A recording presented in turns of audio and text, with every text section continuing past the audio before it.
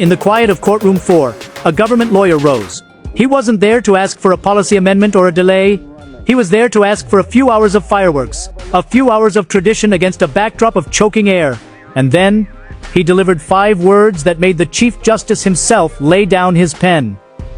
The courtroom, usually a hive of activity, froze. For 7 long seconds, nobody breathed. Those words? We too were children once. Friends, before we discuss the full emotional proceedings of the Supreme Court, please subscribe to KanoonPlus channel, and don't forget to share your views in the comments section. Every winter Delhi transforms. The particulate matter PM 2.5 doesn't just cross safe limits, it skyrockets, often soaring past 12 times what's considered safe. Children aren't just carrying school bags. They're clutching nebulizers just to get through the day. Hospitals declare emergencies, their wards overflowing with wheezing patients. Yet, for millions, Diwali without its signature crackle and flash feels like a hollow echo of celebration. It's a profound conflict, deep-seated cultural emotion against undeniable public health. The Supreme Court was thrust into an impossible position, forced to pick between lungs and light, between the right to breathe and the joy of tradition. That choice landed on the shoulders of Solicitor General Tushar Mehta. This wasn't a sudden crisis, but a long, drawn-out battle. Years earlier, the Supreme Court had attempted a compromise, banning all but green crackers and setting a strict 2-hour window for their use. But the pollution persisted. After the Delhi government imposed a blanket ban on October 14, 2025, it approached the court seeking a path forward. It was a recognition that absolute bans were proving counterproductive, leading to smuggled conventional crackers that caused even more pollution. The government, through Solicitor General Tushar Mehta, asked the court to find a workable middle ground. Armed with chilling data linking post-Diwali air to health crises, petitioners argued for the ban to remain. The stakes were rising. The court, recognizing the urgency, listed the matter. By then, Delhi's air quality index stood at a suffocating 462 and was still climbing. The city was literally holding its breath. The courtroom buzzed with tension. On the bench sat Chief Justice B.R. Gavai and Justice K. Vinod Chandran, their faces etched with the gravity of the decision. The petitioners led with an onslaught of cold, hard data. 1 hour of fireworks, they argued, spews a toxic cocktail of lead and copper into the air. They invoked Article 21 of the Constitution, the fundamental right to life, and every child's right to simply breathe clean air. It was a powerful appeal to basic human dignity. Then, Solicitor General Tushar Mehta rose. He acknowledged the grim statistics, but countered with another human reality: livelihood. He spoke of the 1.2 million workers in Sivakasi, India's firecracker hub, whose existence depended on this R6,000 crore industry. What about their right to feed their families? At 11:47 a.m., Mehta stood for his final submission. The courtroom expected a precise legalistic closing.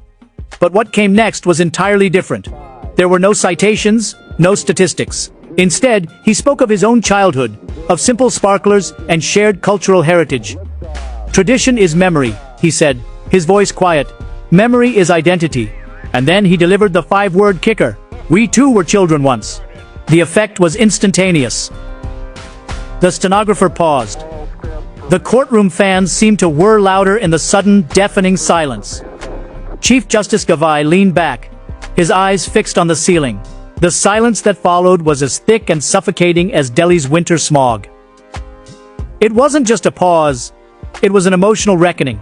Friends, so far, if you like the news, extraordinary emotional legal proceeding at Supreme Court of India, please hype the video and share it with your friends.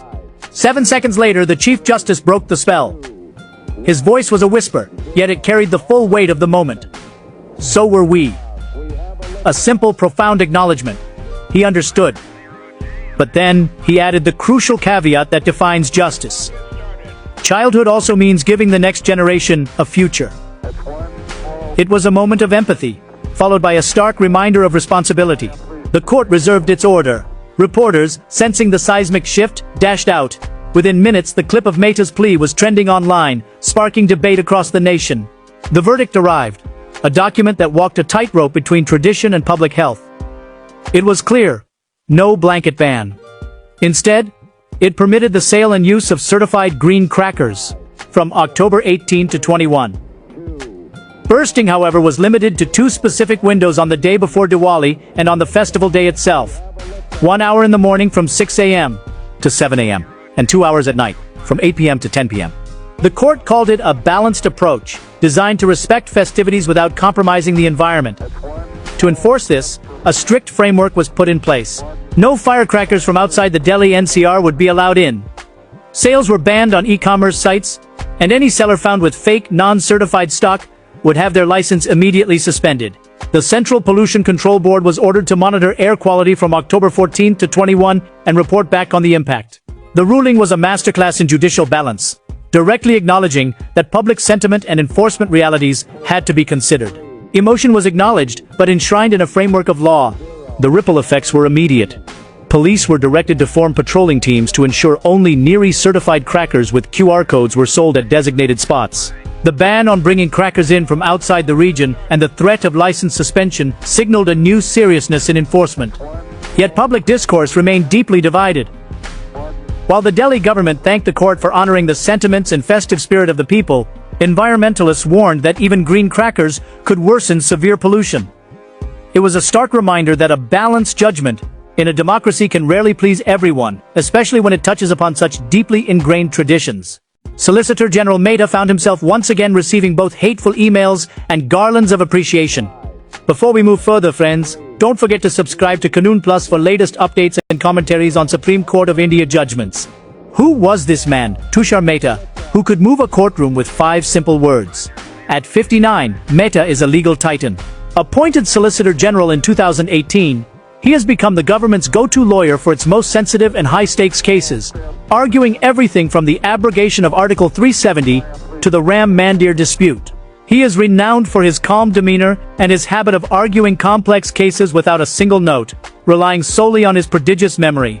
Despite his national prominence, he maintains a surprisingly grounded lifestyle.